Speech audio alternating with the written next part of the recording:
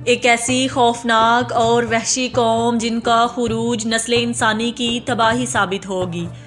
اس قوم کی عورتیں جو 1000 بچوں کو جنم دینے کی صلاحیت رکھتی ہیں، ان کی تعداد اتنی زیادہ ہے کہ ایک انسان کی نسبت سینکڑوں میں موجود ہے۔ لیکن یہ قوم کہاں قید ہے؟ کیا انہیں کسی دوسرے سیارے پر قید کیا گیا ہے؟ کیا حضرت ذوالقرنین کا سفر ایک خلائی سفر تھا؟ ہم آج اس ویڈیو میں یاجوج ماجوج کے قرآنی واقعے کو جدید سائنس اور فلکیات کی روشنی میں پیش کریں گے۔ ذوالقرنین اللہ کے ایک نیک بندے اور بادشاہ تھے جنہیں دنیا کے بڑے حصے پر حکومت عطا کی گئی تھی۔ قرآن مجید میں ذوالقرنین کے 3 سفروں کا حال بیان ہوا ہے۔ یہ سفر انتہائی عجیب اور عبرت خیز ہے۔ آپ کا پہلا سفر مغرب کی جانب تھا جس کا مقصد آب حیات کو تلاش کرنا تھا، لیکن آپ اس میں ناکام رہے۔ آپ نے دوسرا سفر مشرق کی طرف کیا جہاں سورج طلوع ہو رہا تھا، جہاں آپ نے ایک خانہ بدوش اور غیر مہذب قوم کی مدد کی۔ تیسرا اور سب سے عجیب و غریب سفر شمال کی جانب تھا۔ اس سفر کے دوران آپ ایک مقام پر پہنچے جس کا نام صدین یعنی 2 پہاڑوں کے درمیان کی جگہ تھی۔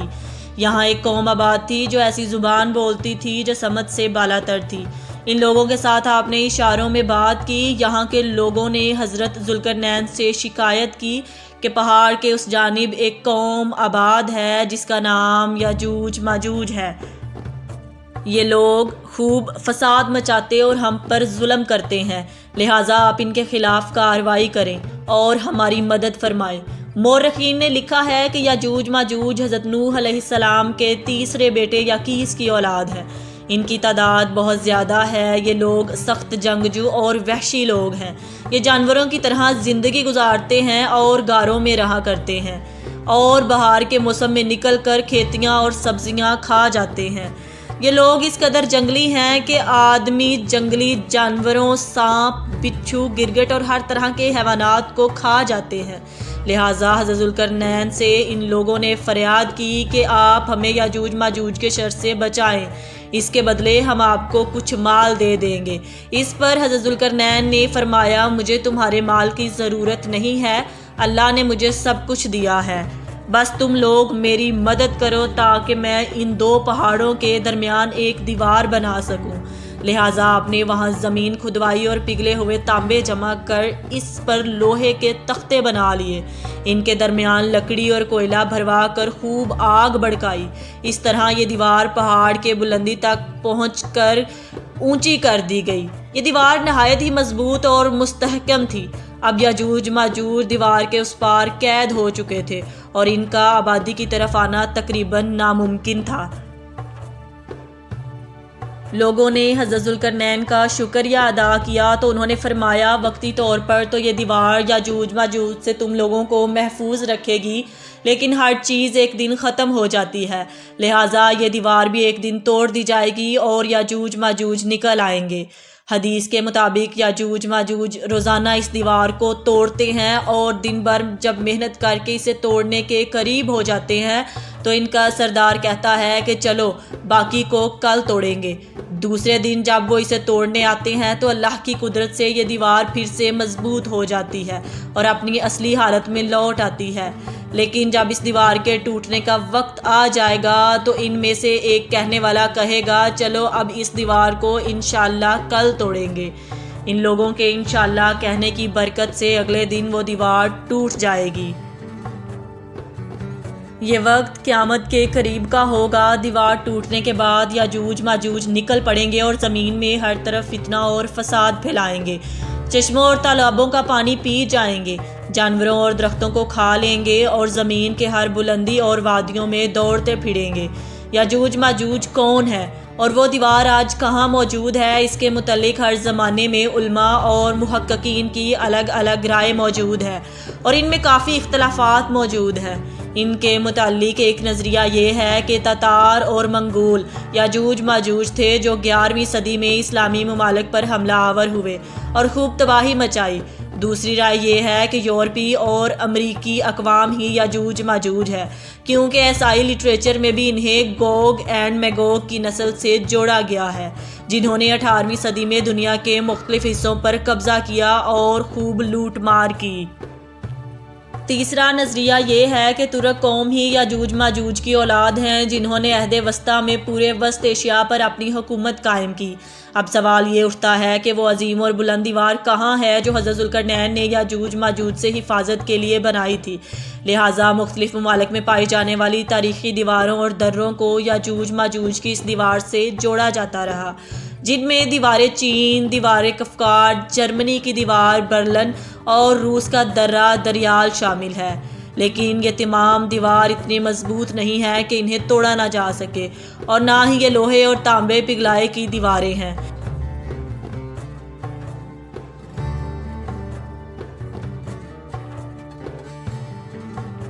کی ساخت اور بناوٹ کے لحاظ سے مختلف ہے۔ جدید علماء اور محققین نے یاجوج ماجوج کے متعلق ایک سائنسی نظریہ پیش کیا ہے جو قابل غور ہے۔ اس نظریے کے مطابق حضرت ذوالقرنین انسان نہیں بلکہ ایک فرشتے تھے، جیسا کہ روایتوں میں آتا ہے کہ ایک دفعہ حضرت علی نے ایک شخص کو یہ کہتے ہوئے سنا کہ او ذوالقرنین، جس پر آپ نے اسے غصے میں فرمایا، پیغمبروں کے نام پر اپنے نام رکھنا تم لوگوں کے لیے کافی نہیں جو اب ایک دوسرے کو فرشتوں کے ناموں سے پکار رہے ہو۔